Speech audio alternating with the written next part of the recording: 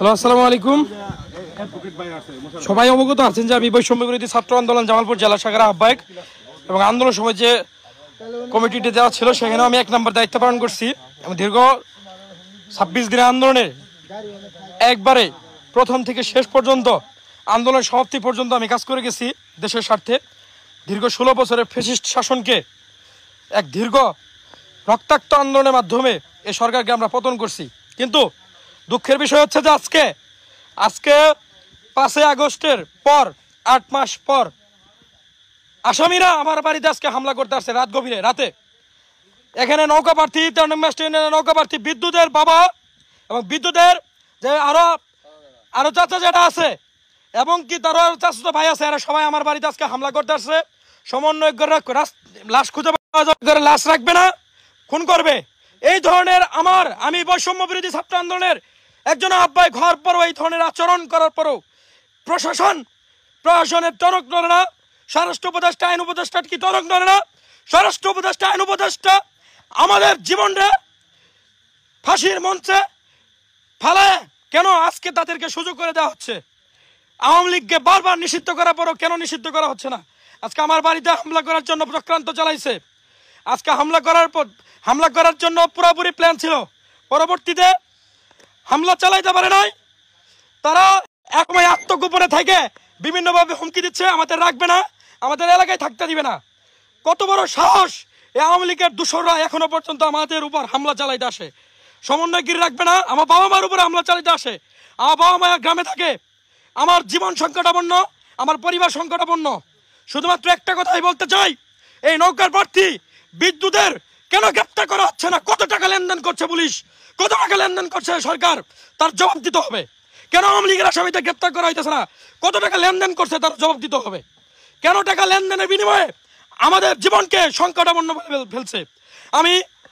আমি নাগরিক পার্টির আহ্বায়ক নাহিদ ইসলামকে বলবো, আপনার এই নমনীয়তা আমাদের জীবন আজকে কবরের দিকে ধাবিত হচ্ছে।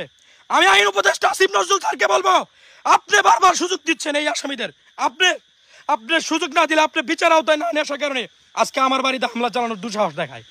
আমি স্বরাষ্ট্র উপদেষ্টাকে বলবো, আপনার প্রশাসন কি করে? আপনার প্রশাসন আমার নিরাপত্তা দিতে ব্যর্থ, জনগণের নিরাপত্তা দিতে ব্যর্থ।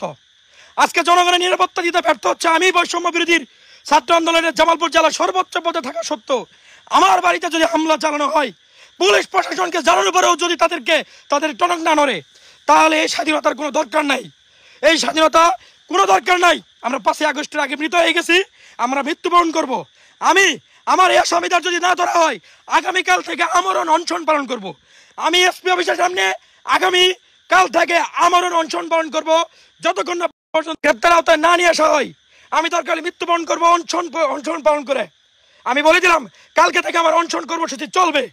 এই অনশন কর্মসূচি মহোদয়, আপনাকে বারবার বলছি, আমার মৃত্যুর বিনিময়ে যদি আওয়ামী লীগের নিষিদ্ধ করা হয়, আমার মৃত্যু হোক, তারপর আওয়ামী লীগের নিষিদ্ধ করতে হবে। আমি আপনাকে চ্যালেঞ্জ করে বললাম, আমি কালকে থেকে আমার অনশন পালন করব এসপি অফিসের সামনে। ঠিক আছে? আমার পরিবার সংকটাপন্ন। আমি শোনার সঙ্গে সঙ্গে আমি দৌড়াই আসছি। আজকে আমার পরিবারের ক্ষতি হলে তাই বার কে নিবে?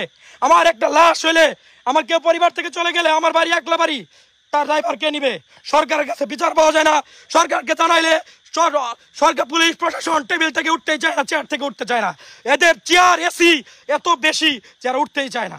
তো আমি সদস্য সচিব আক্তার হোসেন ও আহ্বায়ক নাহিদ ইসলামকে বলবো যে আপনাদের এই আজকে আন্দোলনে, আপনাদের নেতৃত্বে আজকে আমরা গণ আন্দোলন তৈরি করেছিলাম, 5 আগস্ট সরকার পতন করছি।